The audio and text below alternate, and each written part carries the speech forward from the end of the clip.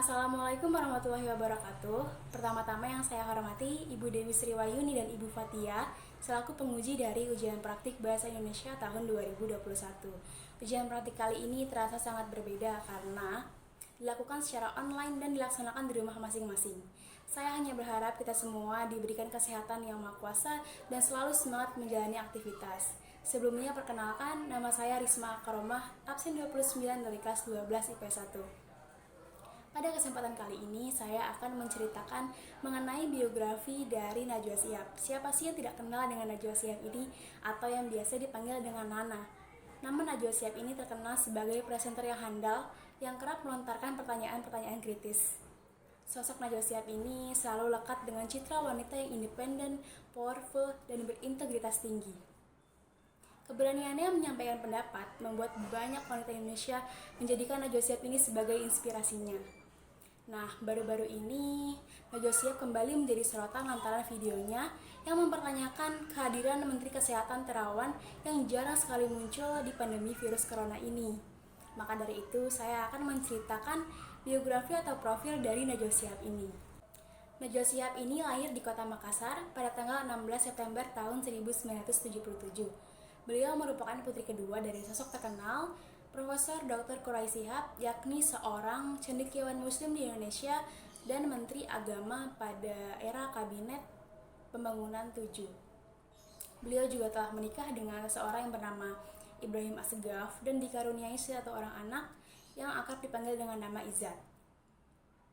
Lalu pada masa kecil Najwa Shihab, beliau menghabiskannya di TK Al-Quran dan dilanjutkan di SD Madrasah Ibtidaiyah Nurul Hidayah, lalu melanjutkannya di SMP Al-Ikhlas Jeruk Purut Jakarta, dan dilanjutkannya lagi di SMA Negeri 6 Jakarta Selatan. Nah, pada masa SMA inilah Najwa Shihab terpilih mengikuti program American Field Service atau AFS, di mana Indonesia ini program ini dilaksanakan oleh Yayasan Bina Antar Budaya selama 1 tahun di Amerika. Lalu setelah itu Najwa Shihab melanjutkan pendidikannya di Fakultas Hukum Universitas Indonesia pada tahun 1996 dan lulus sebagai sarjana hukum. Walaupun lulus sebagai sarjana hukum, Najwa Shihab lebih memilih terjun ke dunia jurnalistik dibanding menjadi seorang pengacara. Pada mulanya Najwa Shihab perintis karir di RCTI. Namun pada tahun 2001 ia memilih bergabung dengan Metro TV karena stasiun TV tersebut lebih besar menjawab minat bakatnya dalam dunia jurnalistik. Lalu pada tahun 2005 ia mendapatkan penghargaan dari Persatuan Wartawan Indonesia Pusat dan Persatuan Wartawan Indonesia Jaya terkait laporan-laporannya dari Aceh, yakni pada tahun 2004 pada bencana tsunami Aceh. Najwa Shihab datang pada hari pertama bencana itu terjadi dan menjadi saksi mata betapa dahsyatnya bencana itu. Najwa Shihab berada di tengah-tengah mayat yang belum terurus dan menjadi saksi pula bahwa pemerintah tidak siap menangani bencana tersebut. Tak heran beberapa laporannya sangat dalam emosinya, dan itu tidak mematahkan daya kritis dan ketajaman dari Najwa Shihab. Selanjutnya, pada tahun 2016 sampai 2020, Najwa Shihab ditunjuk menjadi Duta Baca Indonesia oleh Perpustakaan Nasional Republik Indonesia. Dengan tugas Najwa adalah membangun minat terhadap buku dan gerakan membaca.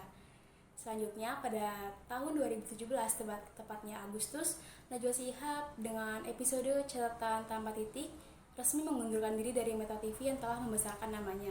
Namun pada Januari 2018 ia kembali dengan Mata Najwa di Trans 7 dengan jam tayang sama seperti Metro TV, yaitu 20.00 WIB.